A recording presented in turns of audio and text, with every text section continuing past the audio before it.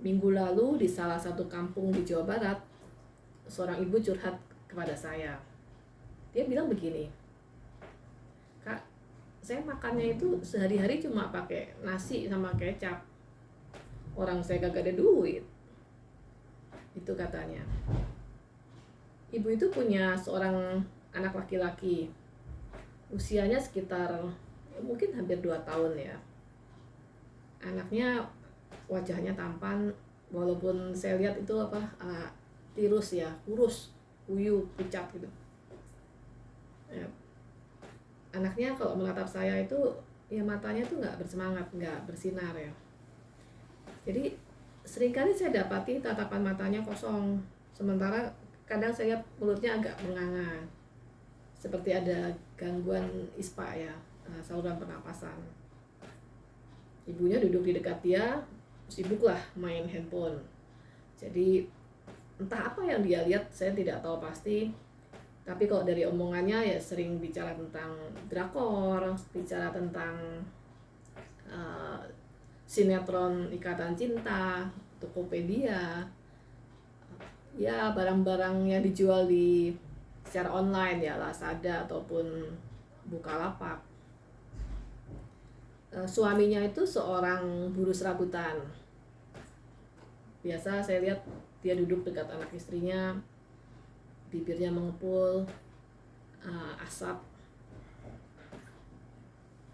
Saya tidak tahu bagaimana dia bisa membiayai anak dan istrinya.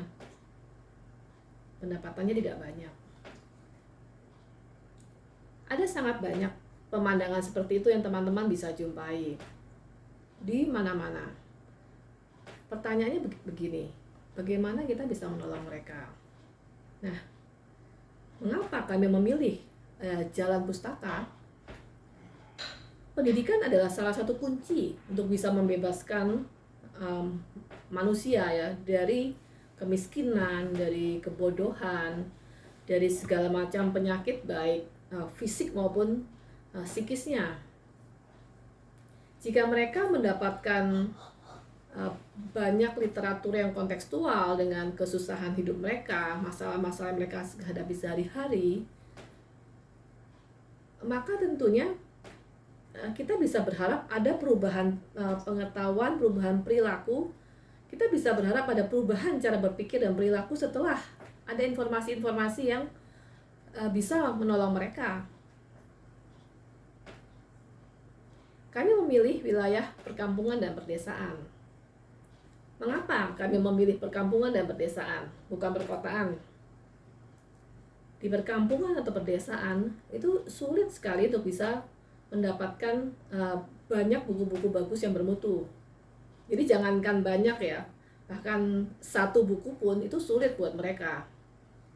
Bisa dibayangkan begini, seorang petani singkong untuk membeli satu buku yang harganya Rp50.000, itu dia akan butuh uang dari penjualan singkongnya. Singkongnya harganya hanya 500 perak sampai Rp1.000 per kilonya. Artinya dia harus mengeluarkan dari lahannya 50 kilo singkong baru bisa mendapatkan satu buah buku. Itu belum biaya transportasinya. Nah, biaya transportasi ini bisa sangat mahal kalau dari desa keluar ke kota. Misalkan dari desa Ujung Genteng bisa sampai ke Kabupaten Sukabumi, itu bisa Rp50.000 sampai Rp100.000 sendiri untuk transportnya. Nah, selain itu kami mendapati juga bahwa banyak buku-buku yang tidak kontekstual dengan kebutuhan masyarakat desa. Jadi buku-buku yang isinya sangat ilmiah, buku tebal dengan tulisan kecil-kecil yang tidak bisa dipahami dengan mudah oleh anak dan masyarakat yang rata-rata hanya lulusan SD atau SMP. Dan kami dapati juga ya beredarnya buku atau majalah yang isinya mengajarkan kekerasan, mengajarkan nilai-nilai yang merendahkan perempuan, anak-anak, yang mengeksploitasi seksual, yang mendorong masyarakat bermimpi untuk hidup glamor tanpa memberi jalan bagaimana mereka bisa bekerja keras meraih kehidupan yang lebih baik. Juga buku-buku yang anti Pancasila.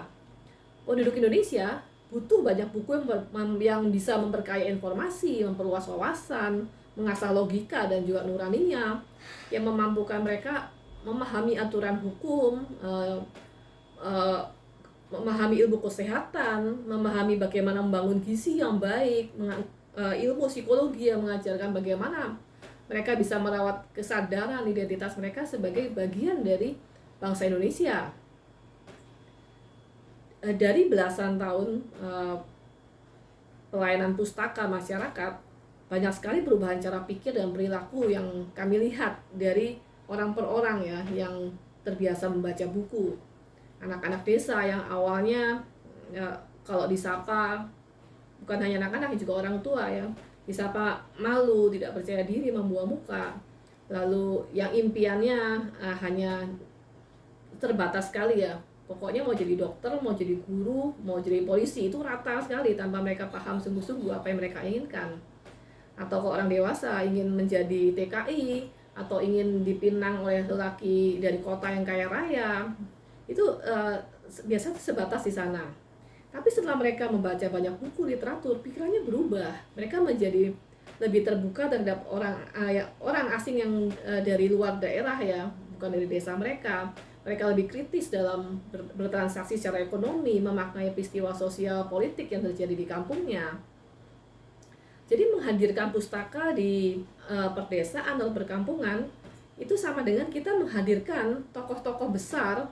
Kita bisa menghadirkan Albert Einstein, Johann Gutenberg, Ibnu Sina, Soekarno, Paul Freire, Andrea Hirata, Roald Dahl, dan lain-lain. Dan itu juga bisa menggantikan kehadiran kita secara fisik ya. Pikiran-pikiran yang baik, ide-ide yang baik masuk ke masyarakat dan mereka mengalami perubahan. Pada saat seseorang telah mempunyai cukup informasi dan pengetahuan, punya logika berpikir yang kritis, saat itu ia punya kecakapan untuk memaknai siapa dirinya, memaknai relasinya dengan lingkungannya, dan ia pun akan punya kapasitas yang cukup, yang lebih baik untuk memaknai relasinya dengan Tuhan.